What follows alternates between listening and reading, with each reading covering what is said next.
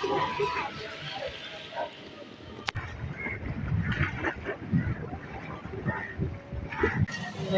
Cup খাওয়া হবে।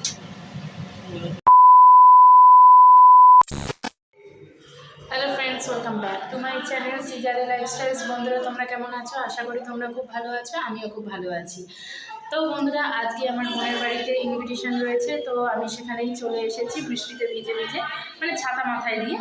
তো টানা তো 2-3 দিন ধরে মানে বৃষ্টি হয়েই যাচ্ছে, নিম্নচাপের বৃষ্টি। আর শপিংটাও আমরা করতে বেরোতে পারছি না এই বৃষ্টির জন্য। তো বৃষ্টি যেদিন থামবে তার 2-3 দিনের মধ্যেই আমরা শপিং করতে যাব। আর কোথায় যাব আর কী কী কিনবো অবশ্যই তখন সেটা তোমাদের সাথে ভিডিওতে শেয়ার করে নেব।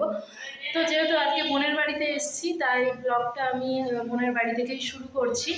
তো আজকে কী কী রান্না হচ্ছে না হচ্ছে সেগুলো তো তোমাদের সাথে আমি শেয়ার করবই। আর এখন একটু বেরোচ্ছি, আমি গঙ্গায় যাব। তো গঙ্গায় একটু জল আনতে যাবো বোনের বাড়িতে, যেহেতু গঙ্গা জল শেষ হয়ে গেছে আর বোনের বাড়ি থেকে সামনেই গঙ্গার ঘাট। ওই জন্যই এখন যাচ্ছি আমি আর মা দুজনে মিলে গঙ্গায় জল আনতে। চলো দেখি গঙ্গায় এখন এই বৃষ্টির মধ্যে কীরকম কী পরিস্থিতি, জল কতটা রয়েছে। মানে গঙ্গা তো নিশ্চয়ই ফুলে ফেপেই রয়েছে, এত বৃষ্টি হচ্ছে যখন। তো চলো ভিডিওটা তোমরা কন্টিনিউ দেখতে থাকো, স্কিপ না করে। তো বন্ধুরা দেখো, আমি একটু জানলার ধারে এলাম আর এসে বাইরের ওয়েদারটা একটু এনজয় নিচ্ছি। তো দেখছি পাশের বাড়ির ছাদে না খুব সুন্দর সাদা সাদা গোলাপ ফুটেছে। ভাবলাম একটু জুম করে তোমাদের দেখাই, কিন্তু সেইভাবে দেখো আসছে না।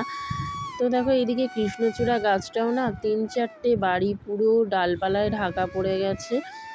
তো ওদেরকে না মিউনিসিপ্যালিটির লোককে অনেক করে বলা হয় জানো তো, একটু ডালগুলো কেটে দিতে। খুব অসুবিধা হয়। দেখো ওপর থেকেও কিন্তু নিচের রাস্তাও দেখা যাচ্ছে না, পুরো ঢাকা পড়ে গেছে।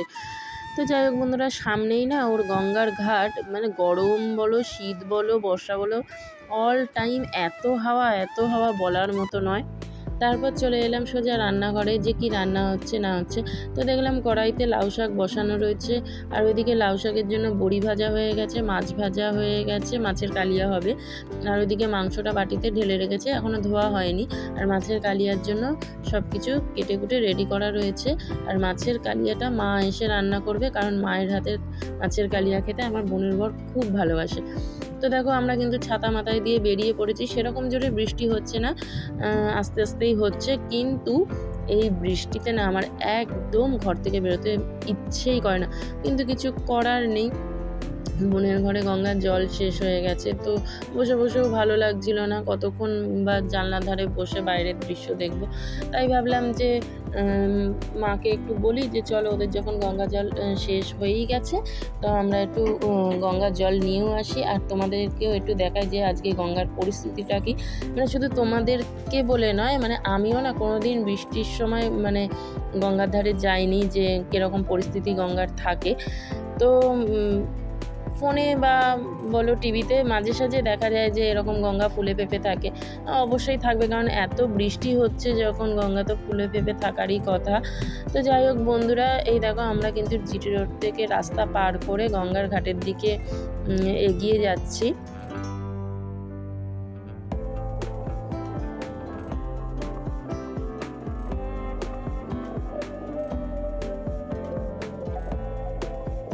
আর দূরে যে ওই মন্দিরটা তোমরা দেখতে পাচ্ছ, ওই মন্দিরটা হচ্ছে মা অন্নপূর্ণা, মা কালী আর বড় বাবার মন্দির। 3 থেকে 4 বছর হলো মন্দিরটা প্রতিষ্ঠা করা হয়েছে, এর আগে ছিল না। তো যাই হোক বন্ধুরা, আমরা কিন্তু যত গঙ্গার ঘাটের সামনের দিকে যাচ্ছি, হাওয়ার দাপট ততই বেড়ে যাচ্ছে। মানে মাথায় তো আর ছাতা থাকছেই না, এদিকে ঝিরিঝিরি বৃষ্টি হয়ে যাচ্ছে। মানে কি বলবো, এমন পরিস্থিতি। তো দেখি গঙ্গায় গিয়ে, গঙ্গা তো ফুলে ফেঁপে রয়েছে দেখেই মনে হচ্ছে। আমি আগে ছাতাটা বন্ধ করে নিলাম, ছাতাটা ভেঙে গেলে আমি আর বাড়ি ফিরতে পারবো না এই বৃষ্টির মধ্যে। তো দেখো এই বৃষ্টিতেও কিন্তু গঙ্গায় জন কয়েক লোক রয়েছে। তো কেউ কেউ জল আনতে এসছে গঙ্গায়, আবার কেউ দেখো স্নানও করছে। কিন্তু আমার না এখন গঙ্গায় স্নান করতে খুব ভয় লাগে। আগে ছোটোবেলায় এসে সাঁতার কাটতাম, মানে গঙ্গায় তখন কি বলতো পায়ের তল পেতাম, মানে মাটিতে পা ঠেকতো। এখন না এত গভীর হয়ে গেছে, মানে ভীষণ ভয় লাগে। আর রিসেন্ট এত আমাদের এইদিকে গঙ্গায় সবাই ডুবে যাচ্ছে, মানে ছোট ছোট বাচ্চা না, বড় মানুষেরাই ডুবে যাচ্ছে জানো তো। কী জানি কেন এতটা গভীর হয়ে গেছে। তো দেখো গঙ্গার ঘাটটা দেখলেই তোমরা বুঝতে পারছো যে গঙ্গার ঘাটটারও কী অবস্থা। মানে এই যে দেখছো গঙ্গার ঘাটটা, কিন্তু এই জায়গাটা না পুরো বসার জায়গা ছিল, পুরো দেখো জলের তলায় তলিয়ে গেছে। তো আমাকে তো আমার মা বলছিল নামিস না নামিস না, পা পিছলে পড়ে যাবি। হ্যাঁ, তাই আমি বললাম না সেরকম নামবো না, দাঁড়াও, যেহেতু আমি ভিডিও করছি আর তোমাদের ভাবলাম যে পুরো ভিউটা দেখাই যে গঙ্গার পরিস্থিতিটা কী। তো দেখো গঙ্গা কিন্তু সেরকমই অবস্থা, তোমাদের যেরকম বলেছিলাম যে ফুলে ফেঁপে রয়েছে। আমিও এই বৃষ্টির সময় ফার্স্ট এলাম, যে আমি বাড়ির সামনে গঙ্গা আছে বলে যে অল টাইম আসা হয় তাও না। মানে বাড়ির সামনে কি বলো তো, বাড়ির সামনে বলে নয়, আমরা যেটা সামনে বা কাছাকাছি যেটা পাই না, খুব সহজে যেটা পেয়ে যাই, সেটাকে কিন্তু আমরা সেইভাবে মূল্য দিতে পারি না। কিন্তু যারা মানে বাড়ির সামনে গঙ্গা নেই, কত দূর দূর থেকে আসে বলো তো জল নিতে। তো যাই হোক বন্ধুরা, দেখো গঙ্গার কিন্তু ভালোই জলের স্রোত রয়েছে, দেখে কিন্তু আমারও খুব ভালো লাগছে জানো তো। আর এই ঘাট থেকে মানে বালি ব্রিজটা দেখা যাচ্ছে, কিন্তু তোমরা দেখতে পাবে না। মানে যদি হালকা চোখে দেখো তবেই বুঝতে পারবে, না হলে কিন্তু বুঝতে পারবে না। এই ঘাট থেকে হালকাভাবে দেখো, আমার ক্যামেরায় সেইভাবে আসেনি, তাও আমি চেষ্টা করেছি। আর দেখো হাওয়া দেখো। আর আমি এমনিও গঙ্গার পাড়ে এসে বসতে খুব ভালোবাসি, মানে গঙ্গার পাড়ে এসে বসবো, গঙ্গার জলের স্রোত দেখবো, হাওয়া খাবো, মানে সবথেকে শান্তিপূর্ণ জায়গা যাকে বলে। শুধু গঙ্গার ধার বলে না, সমুদ্রে যদি ঘুরতে যাই, সমুদ্রের ধারে গিয়েও বিচের ধারে বসতে খুব ভালো লাগে। তোমরা কারা কারা আমার মতো গঙ্গার ঘাটে সমুদ্রের বিচের ধারে বসতে ভালোবাসো, অবশ্যই কিন্তু আমার কমেন্ট বক্সে জানিও। তো বন্ধুরা, বাড়ির সামনে গঙ্গা থাকবে, আমি কিন্তু দেখো এলাম মাস কয়েক পর, আর এরকম মানে বৃষ্টির ওয়েদারে। তো আমি তো এই প্রথম এলাম, তোমাদেরকে আগেই বললাম যে আমি এই প্রথম বৃষ্টির ওয়েদারে এলাম। মানে বর্ষাকালেও আমি আসি না, কোনো পুজো থাকলে তবেই হয়তো স্নান করতে আসা হয়, না হলে আসাই হয় না। তো আমি মনে হয় গঙ্গায় এসছি প্রায় 5-6 মাস হয়ে গেল, মানে ফেব্রুয়ারি মার্চ এরকম করে এসেছিলাম। তো সামনে একটা মন্দির আছে আমাদের, শীতলা মন্দির, এখানে পুজো ছিল, ওই পুজো দেওয়ার জন্য এখানে আমরা এই ঘাটটা থেকেই হচ্ছে আমরা স্নান করে মায়ের বেদিতে জল ঢালি। তো মায়ের জল নেওয়াও কমপ্লিট হয়ে গেছে, এবার আমরা বাড়ির দিকে ফিরে যাব। আর অনেক মাস পর যেহেতু এলাম, আর এরকম ওয়েদারে এত ভালো লাগছে, এত ভালো লাগছে, মানে বলার মতো নয়। তো আমার তো সেইভাবে আসাই হয় না গঙ্গার ঘাটে। যাই হোক বন্ধুরা, এলাম যখন তোমাদের সাথে শেয়ার করেও খুব ভালো লাগলো। তোমাদের কেমন লাগলো অবশ্যই কিন্তু তোমরা কমেন্ট বক্সে জানিও। আর কার কার বাড়ির সামনে এরকম গঙ্গার ঘাট রয়েছে, গঙ্গার কাছাকাছি কার কার বাড়ি রয়েছে, অবশ্যই তারা কিন্তু কমেন্ট বক্সে জানিও। আর এদিকে মা একটু আমাকে গঙ্গার জল মাথায় ছিটিয়ে দিল, এরপর আমরা বাড়ির দিকে বেরিয়ে পড়লাম।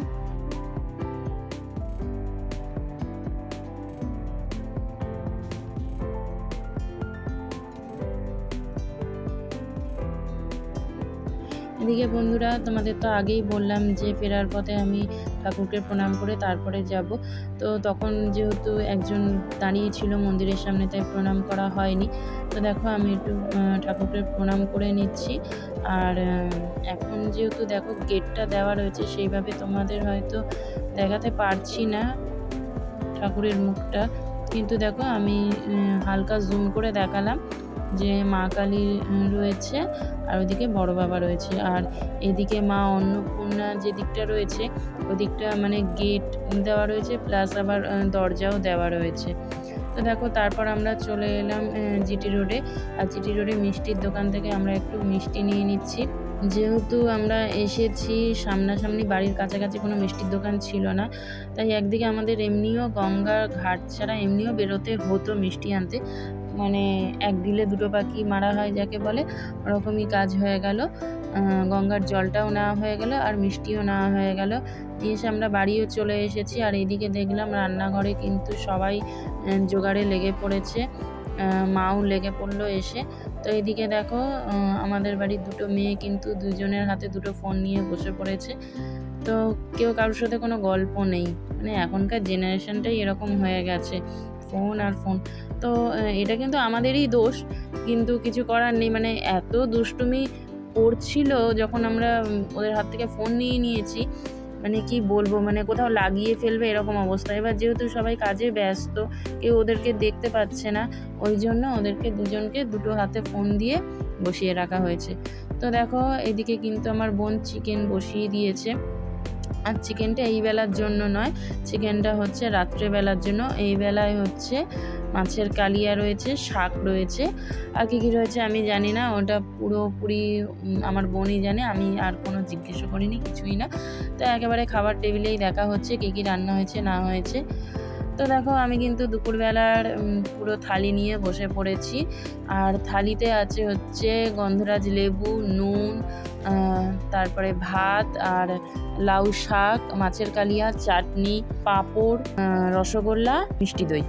তো বন্ধুরা এখন সন্ধ্যাবেলা, আর সন্ধ্যাবেলা স্ন্যাক্স নিয়ে আমি বসে পড়েছি, আর স্ন্যাক্সে রয়েছে গরম গরম চা আর সিঙ্গারা।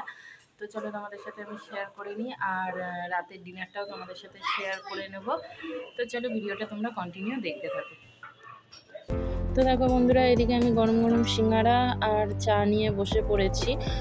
বৃষ্টির দিনে না শুধু গরম গরম সিঙ্গারা বলে না, তেলে ভাজা খেতেও কিন্তু বেশ লাগে। তো বন্ধুরা, সন্ধ্যের স্ন্যাক্স খাওয়ার পর আমি আর ভিডিওটা কন্টিনিউ করতে পারিনি, যেহেতু আমার কিছু ভিডিও এডিট করার ছিল, তো আমি সেখানেই ব্যস্ত হয়ে গেছিলাম।